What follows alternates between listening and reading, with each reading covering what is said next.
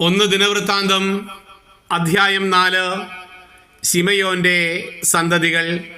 ശിമയോന്റെ പുത്രന്മാർ നെമുവേൽ, യാമിൻ, യാരിബ്, സേരഹ്, സാവൂൾ.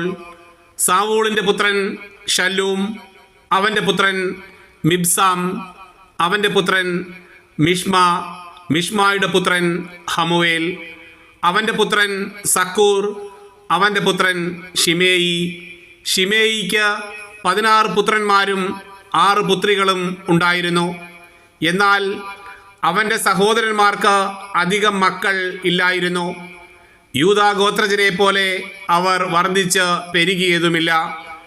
അവർ ബേർഷെബ, മൊലാദ, ഹസാർ ഷുവാൽ, ബിൽഹ, ഏസം, തോലാദ്, ബദുവേൽ, ഹോർമ, സിക്ലാഹ്, ബേത് മർക്കാബോത്ത്, ഹസർ സുസീം, ബേത് ബിരി, ഷറായിം എന്നിവിടങ്ങളിൽ വസിച്ചു.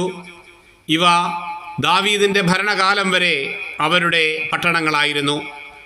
ഏതാം, അയീൻ, റിമ്മോൻ, തോക്കൻ, ആശാൻ എന്നീ 5 പട്ടണങ്ങളും ബാൽ വരെ അവയോട് ചേർന്ന ഗ്രാമങ്ങളും അവരുടേതായിരുന്നു.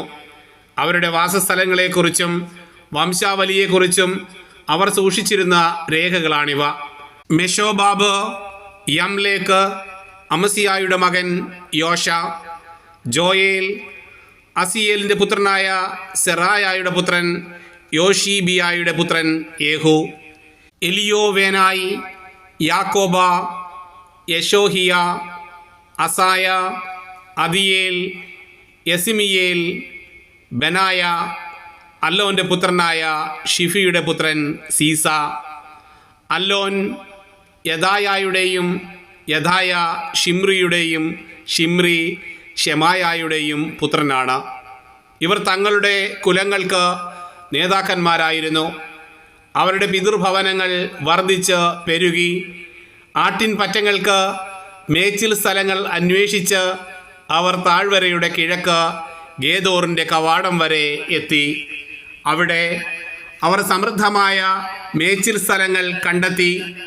ദേശം വിസ്തൃതവും സ്വസ്ഥവും സമാധാനപൂർണവും ആയിരുന്നു. അവിടുത്തെ പൂർവ്വനിവാസികൾ ഹാം വംശജരായിരുന്നു.